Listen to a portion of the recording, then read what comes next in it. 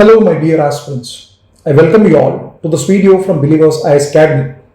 This is a video pertaining to Political Science and International Relations option. In this video, we will take up a very dominant current affairs topic and dissect it in accordance to the optional.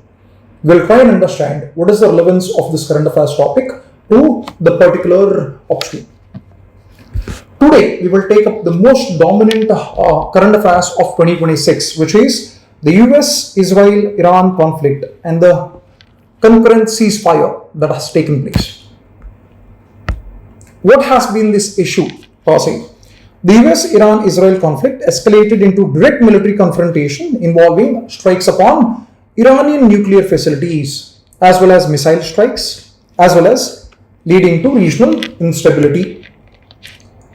We understand that this episode involves the concepts of regionalism, the concepts of security dilemma, similarly balance of power, deterrence theory, nuclear politics, regional security complex, as well as India's West Asia policy.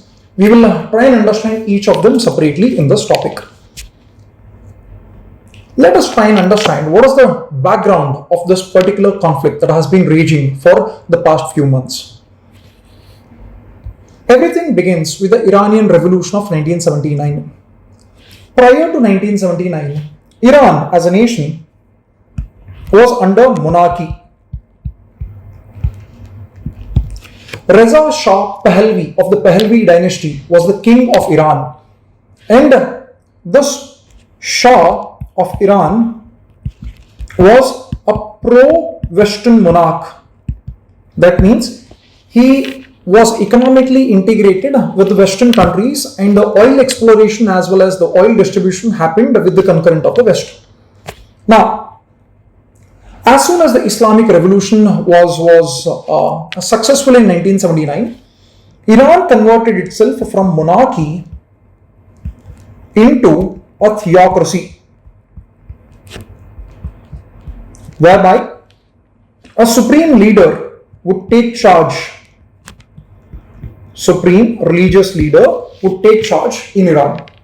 Until recently, until the conflict began a few months ago, the supreme leader of Iran was Ayatollah Ali Khamenei. He was killed in the airstrikes by Israel a few months ago. He was one of the most popular supreme leaders of Iran. So, Iran ends up becoming an Islamic republic.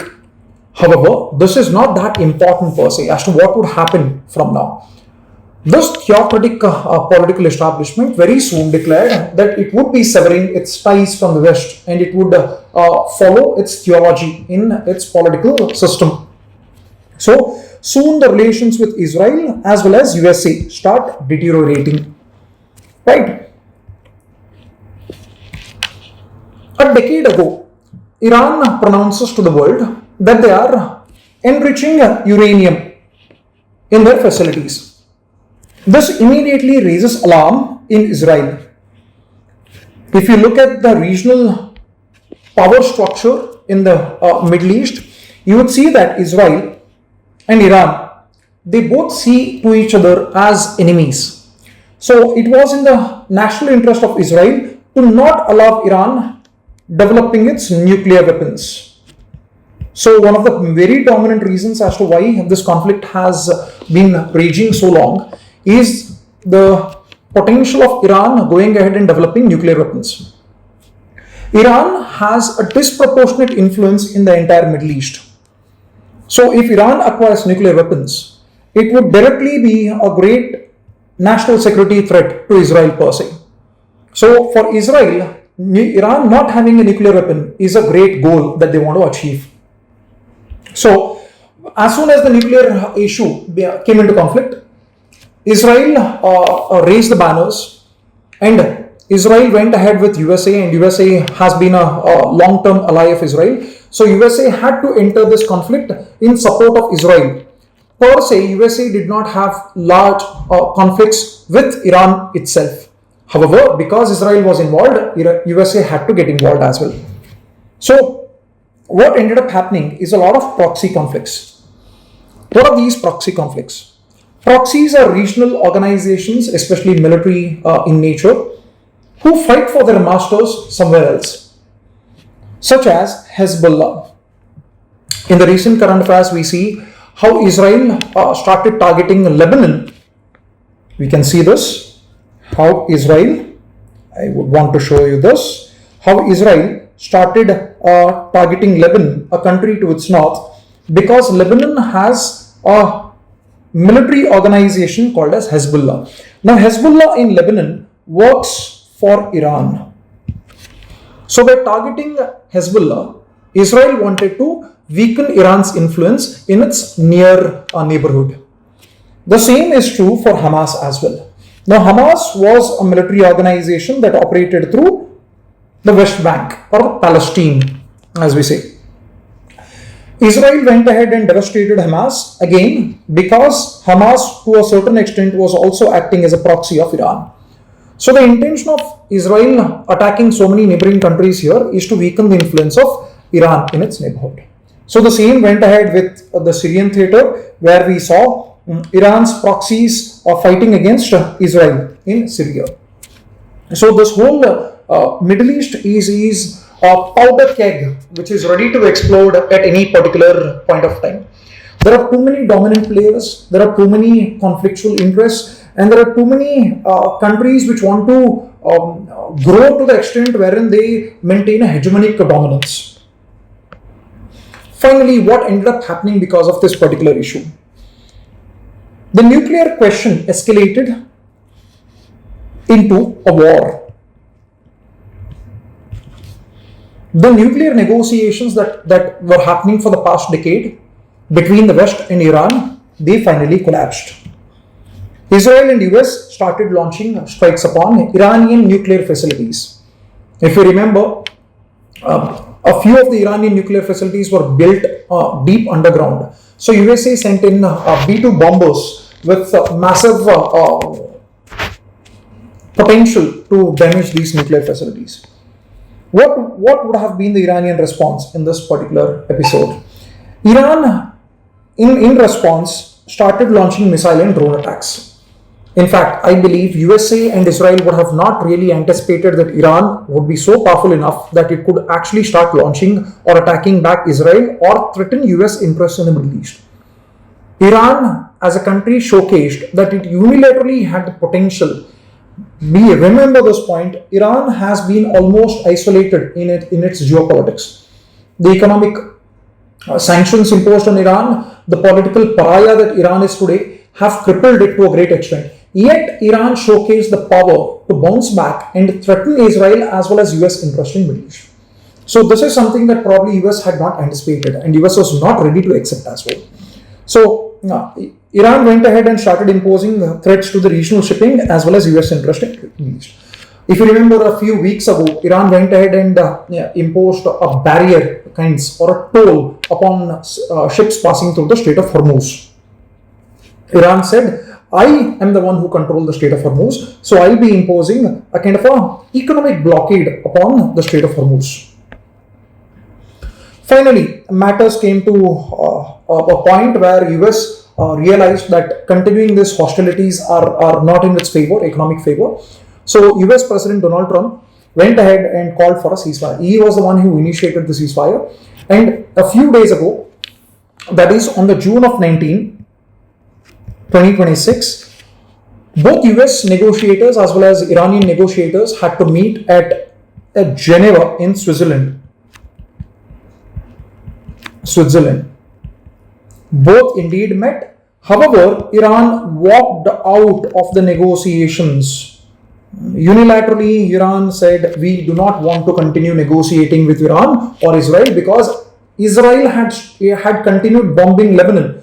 And one of the core interests of Iran or demand of Iran was that for us to come to the negotiating table, Israel must stop attacking Lebanon, which did not stop, by the way, and hence the negotiator walked out. Due to which the MOU, which was to be signed on June 19, could not be signed. By the way, there are two intermediaries or mediators which have been doing the back door work in bringing both the parties together, which includes Qatar in the first place and India's neighbor Pakistan. Qatar taking interest in matter is understandable because it's a regional player in Middle East and it has direct influence over all these matters. But Pakistan taking interest in this matter is as a surprise because Pakistan's direct interests do not align with the Middle Eastern interest. However, the Pakistan's military has taken a sheer interest in trying to attain a regional status of a sort by trying to bring these two conflicting parties together. Somewhere Pakistan wants to be closer to USA or wants to be in the good books of US in the recent past. So hostilities were paused. Fresh negotiations began on nuclear issues and regional stability, but however they have almost been stalled once again now, all thanks to Israel in bombing Lebanon. Now let us coming to the PSIR concepts. What theories can we align with this current affairs, and who are the scholars who have contributed to these theories which we can insert within these topics? The first theory relates to security dilemma, theory of security dilemma. This has been developed by scholar John Herz. Now, John Herz is very popular for the concept of his security dilemma, which he developed in 1950s. We can use this in answers, by the way. The concept of or the theory of security dilemma developed by John Herz. What does this concept deal with? Security dilemma. It says when one state increases its power not proportionally, it can unintentionally start threatening others, creating a mutual insecurity. There are two players in a region. One starts increasing its power. The other starts feeling insecure. When it starts increasing its power, this nation now starts feeling insecure. So there is a kind of a insecurity between both the powers now. This becomes known as security dilemma. This is almost equivalent to the concept of Thucydides' power trap, whereby Thucydides states that all nations are hungry for power, and one country or nation increases its power, the other starts increasing it as well. When this does it, this country replicates or responds by increasing its power even more. So this is the concept. Herz has been a very dominant scholar belonging to the Realist school of international relations. The security measures taken by Iran appeared threatening to Israel. Security measures taken by Iran here means developing nuclear weapons. Iran having nuclear weapons will create a power block in itself in Middle East, which Israel would never want it to happen. While Israel's countermeasures appeared threatening to Iran, hence creating a security dilemma. Israel, as we know, is a major defense manufacturer. Israel has a lot of military technologies. So Israel having these military tech and able to defend itself is a great national security threat to Iran. Iran developing nuclear weapons is in turn a great national security threat to Israel. So both are in a state of dilemma as to who and how do we respond to this. So this is security dilemma developed by scholar John Herz. Iran's efforts to increase security appeared threatening to Israel, and Israel's response appeared threatening to Iran. So hence it led to mutual insecurity. Yeah, this is one scholar that we can think about in this particular conflict. Second, the core school of international realism, whereby we have scholars such as Hans Morgenthau and John Mearsheimer. International School of Realism, or the Realist School of Thought in international relations, speaks about survival and speaks about power. Realist School speaks about all countries looking for their own survival. And survival is the most important parameter for all the countries. And it says all countries try to seek power. All countries try to seek power.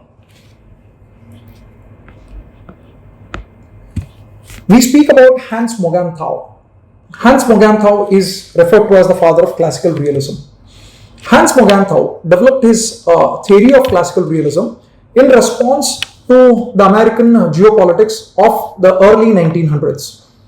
Morgenthau did not wanted American politicians to go towards the liberal view of international relations. He wanted to attract the attention of US politicians back to realism, because realism has been a dominant school that has been followed since the 1600s, that is the Peloponnesian War that took place. So since that time until World War I, realism has had an undefeated feat of dominance in international relations. So he is also the author of the most popular book called as The Politics Amongst Nations, which he wrote in 1948. He argues, Hans Morgenthau argues, that states pursue power and national interest in an anarchical world. Realist school of thought believes that the state is in anarchy. All the nations work in an anarchical world order. There is no real structure in the world order.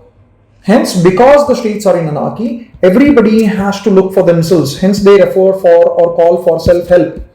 Their survival depends upon self-help. Their survival depends upon acquisition of as much power as possible. So this is what classical realism speaks about. He tried to bring in kind of a scientific proof for realism to survive further. Iran-Israel conflict reflects the realist pursuit of power, survival as well as national interests. Alright, this is the contribution of Hans Morgenthau, and this is how we can connect his theory to the US-Iran conflict. Another very important scholar from the school of realism is John Mearsheimer. John Mearsheimer is known for his offensive realism. He is a part of neorealism or structural realism or scientific realism, another branch of realism, where he dominantly speaks about offensive realism.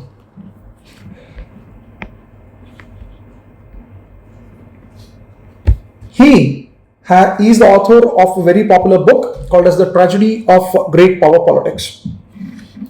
He argues that great powers seek regional dominance wherever possible. He speaks that the states maximize power to ensure survival, explaining strategic competition between them. His theory can be apt to explain as to why USA has jumped into this conflict.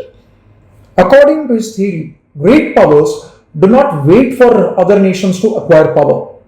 They go ahead and offensively target other nations and decimate their power to such an extent that they cannot match the great powers' strength. So this could be the reason as to why USA has entered into the conflict, and USA also desperately doesn't want to allow Iran to develop nuclear capabilities, because if it does, then it is a direct threat to US interest in the Middle East. So this is how we can connect Mearsheimer's theory to the current affairs. Now, moving on to the next important scholar, who is Kenneth Waltz. Now, speaking about Kenneth Waltz is the scholar of neo-realism. He is popular for his defensive realism. If Mearsheimer is known for offensive realism, Kenneth Waltz is known for defensive realism. By the way, please note that both Mearsheimer as well as Waltz do belong to the neo-realism or neo-realistic school of international relations. They are also part of structural realism. They developed their theories in response to Hans Morgenthau's classical realism. Hans Morgenthau's classical realism had put out certain liberal viewpoints that these people did not want to accept. So in response to that, they ended up developing this particular theory. Now, Kenneth Waltz says Israel and the US sought to prevent Iran from becoming a regionally dominant power. So, he is the founder of neorealism, which is also structural realism, by the way. He is the author of very popular work, Theory of International Politics. He is also a scholar of the deterrent phase of realism. Deterrent phase is the phase within the Cold War where both USA and USSR stayed calm. They did not pursue threats against each other. He developed the concept of balance of power, very, very fundamental in international relations. When two countries end up acquiring power, they would seek to balance each other's power. to have that security, a perception of security within themselves. Israel and the United States attempted to prevent Iran from becoming a dominant regional power because the balance of power right now is tilted in favor of Israel in Middle East. If Iran acquires nuclear weapons, then the balance of power will be tilted in favor of Iran, which USA and Israel did not wanted it to happen. So this is how we can connect Kenneth Waltz theory to the current conflict. Next, we have the deterrence theory by scholar Thomas Schelling. Thomas Schelling is one of the most important names in deterrence theories because he has given deterrence by punishment and deterrence by denial. These two are the forms of deterrence propagated by Schelling. He is the pioneer of deterrence theory and strategic studies. He distinguished between deterrence by punishment and deterrence by denial. Now, what is deterrence per se? Deterrence is the ability of a nation to stop other countries from attacking it merely through threat perception. That means you become so powerful or you become so aggressive that the other countries don't even think of attacking you. There is a perception of threat or danger in the other countries' minds before attacking you. Deterrence is a great way of maintaining your hegemony. This is what the hegemonic powers end up doing in geopolitics. Deterrence by punishment means you end up becoming so powerful by acquiring military weapons, military equipments, etc., that the other country would think 100 times before attacking you. Deterrence by denial is a concept whereby you end up denying this opportunity to the other country of attacking you. Right? So he speaks about preventing successful attacks through defense systems. This is what has been the case with respect to USA and Israel. USA is such a great power that Iran would think 100 times before attacking US directly, and which we have observed, by the way. Iran has not attacked USA directly in the Middle East. Iran has been very thoughtful of attacking USA. On the other hand, US has bombed major infrastructure in Iran. In fact, US went ahead and bombed and killed the supreme leader of Iran itself. Even then, Iran had a measured response per se. This is because USA is a great deterrent power in the world. You would have to think 100 times before taking any initiative against USA. So his theory can be related in this format. Then we have Barry Buzan, who speaks about regional security complex. He says security issues in West Asia are all interconnected. That means when a nation faces problems, it could be because other nations in the near vicinity have certain threats, regional threats or any issues. A major nation here can face security issues if anything happens in immediate neighborhood. For example, India would be concerned about its security if any major political or geopolitical things happen in Bangladesh or Sri Lanka or Pakistan per se. India's security could be compromised because major episodes taking place in Bangladesh, Sri Lanka and Pakistan. This is how the regional security complex has to be understood. So in the entire Middle East, every country is connected to each other in the security dimension. So the conflict that is raging affects Israel here, it affects Iran here, it affects Gulf states, it affects Lebanon as well as Syria. Basically all the dominant players in the region. So anything happening in one country has a ripple effect in all other countries. He has developed the regional security complex theory. He belongs to the very famous Copenhagen School of International Relations. He emphasized that neighboring state security concerns are interconnected. All the neighboring states' security problems are all interconnected. So this could also be used here. Now, these are all the scholars that we can use in our answers in this particular conflict. Now, what has been India's perspective in this particular conflict? India has security concerns when it comes to energy requirements.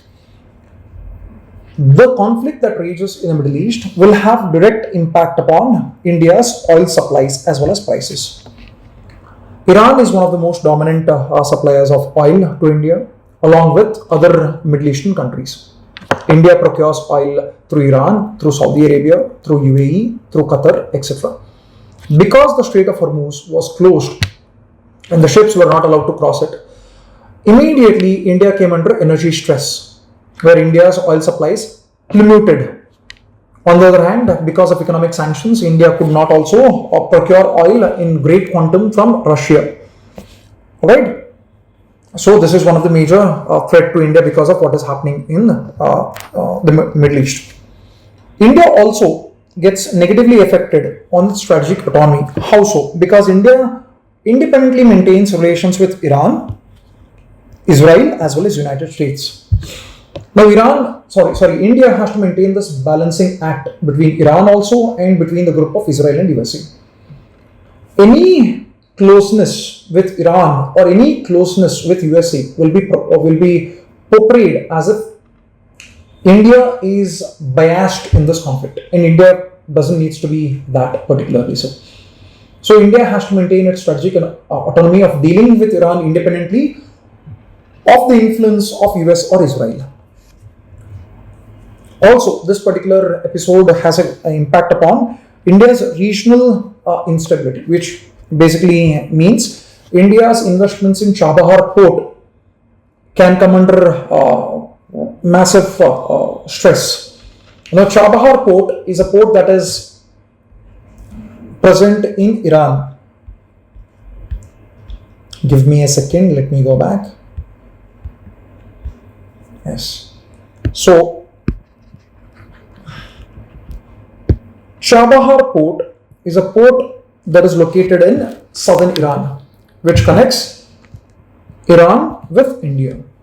India has invested very heavily in the Chabahar port as an alternative to the Gwadar port that is being developed by China. Gwadar port comes under the OPEC that is being developed by China. CPEC, sorry. Now, India's influence in Iran and India's investment in Chabahar are really very important for India's regional geopolitical ambitions in connecting India with the Central Asian countries. This particular episode also has a conflict with the development of international north-south transport corridor. This particular corridor is being developed to connect Moscow in Russia to Mumbai in India. This corridor will be very instrumental in the trade relations between India and Central Asian countries, because this will pass through Central Asian countries as well as finally reaching Moscow. So this will be under great stress, as well as Chabahar port. So this is why India has to be concerned. Now, in this particular episode, we can see the realist view, wherein anarchy comes into picture, self-help comes into picture, and military power comes into picture. A liberal view, liberal school of international relations, speaks about importance of diplomacy, which we saw when negotiations happened. The negotiations indeed are underway, which proves that diplomacy is really important in geopolitics. Okay, and the possibility of cooperation. A liberal school of international relations speaks about cooperation rather than conflict between countries. So we can see all of them taking place at one point of time in this conflict. Finally, to conclude this particular topic, we can see the US-Iran conflict demonstrates that while power politics and deterrence continue to shape international relations, no doubt, lasting stability ultimately depends upon diplomacy and negotiated settlements. USA has threatened Iran with all sorts of threats. USA has used its military capabilities against Iran. But alas, Iran had to come to the negotiating table to settle the matters with USA. So any number of military threats, any number of military operations could not destabilize Iran forever. So it showcases the importance of diplomacy as well as negotiations in any conflict. Finally, this is a UPSC PSIR mains question modeled on the actual questions. The question says the recent US-Israel-Iran conflict highlights the continuing relevance of realism and deterrence theory in international politics. Examine. This is for 15 marks, which you can attempt by yourselves. Right? So, this is the video relating to the USA-Israel-Iran conflict with the PSIR scholars as well as their theories. Right? I'll see you in the next video. Until then, have a wonderful day. Bye bye.